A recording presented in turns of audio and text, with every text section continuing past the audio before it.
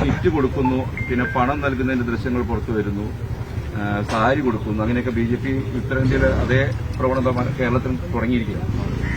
അതെ, അത് അവർ വെറുതെ ഈ അവിടെയൊക്കെ ചെയ്യുന്ന പണികൾ ഇവിടെ ചെയ്താൽ ഇവിടെ ക്ലച്ച് പിടിക്കൂല എന്ന് കേരളത്തെ മനസ്സിലാക്കാൻ അവർക്ക് ഇനിയും കഴിഞ്ഞിട്ടില്ല.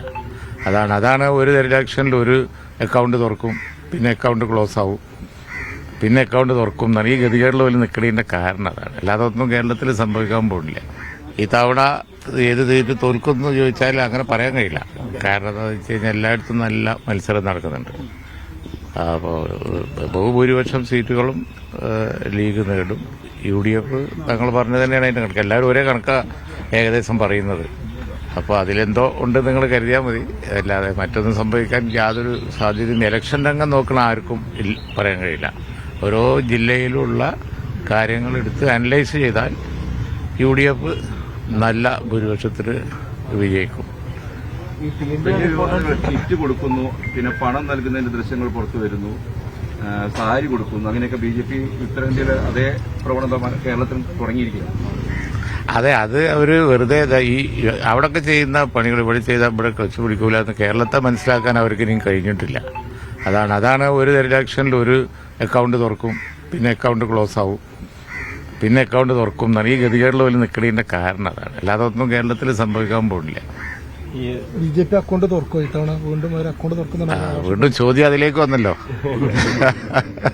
അക്കൗണ്ട് തുറക്കോ ഇല്ലേ എന്നുള്ളതാണ് ഇപ്പത്തെയും ചോദ്യം. അതാണ് വസ്തുത.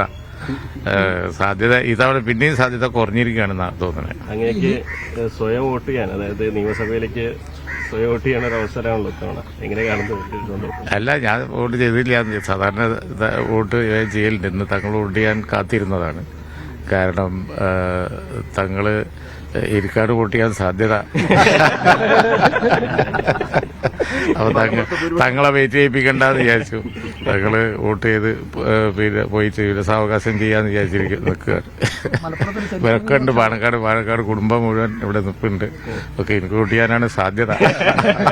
ഞാനിവിടെ കൗൺസിലറായ കാലത്ത് ഫസ്റ്റില് തങ്ങളെ എനിക്ക് വോട്ട് ചെയ്ത് സിയാബ് തങ്ങൾ. അപ്പൊ പേരക്കുട്ടി വരെ എനിക്ക് വോട്ട് ചെയ്യുന്നുണ്ട്.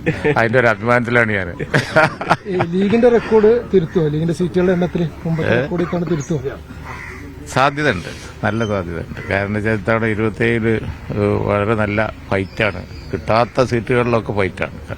ഇപ്പൊ LDFന്റെ കൺവീനർ മത്സരിക്കുന്നവർക്ക് അതുപോലുള്ള സീറ്റുകളിലൊക്കെ വമ്പൻ ഫൈറ്റാണ്. അതുപോലെ നമ്മുടെ എടുത്തു പറയുകയാണെങ്കിൽ ഒരുപാട് സീറ്റുകൾ. അപ്പോൾ അതുകൊണ്ട് അതൊക്കെ ജയിച്ചു വന്നാൽ തീർച്ചയായിട്ടും റെക്കോർഡായിരിക്കും.